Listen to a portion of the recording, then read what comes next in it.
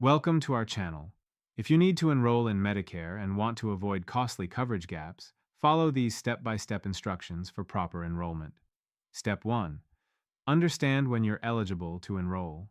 Most people become eligible at age 65, but you can also qualify earlier if you have certain disabilities or conditions like ESRD.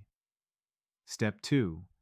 Know your initial enrollment period, which begins 3 months before your 65th birthday month and extends 3 months after it, giving you a 7-month window. Step 3. Determine which Medicare parts you need. Part A covers hospital care and is usually free if you paid Medicare taxes. Part B covers doctor visits and has a monthly premium. Step 4. If you're already receiving Social Security benefits, you'll be automatically enrolled in Medicare Parts A and B.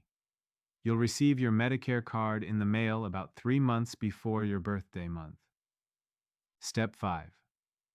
If you're not receiving Social Security, you must actively enroll by visiting ssa.gov, calling Social Security, or visiting a local Social Security office. Step 6. Decide whether to enroll in Original Medicare or a Medicare Advantage plan during your initial enrollment period. Research your options carefully, as this decision affects your coverage. Step 7. Consider enrolling in Part D prescription drug coverage and a Medigap supplemental policy if you choose Original Medicare.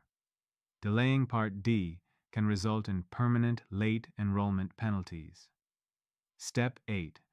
If you're still working and have employer coverage, understand how it coordinates with Medicare to avoid gaps. You may be able to delay Part B without penalty if your employer coverage is creditable. Don't forget to like this video and subscribe to our channel.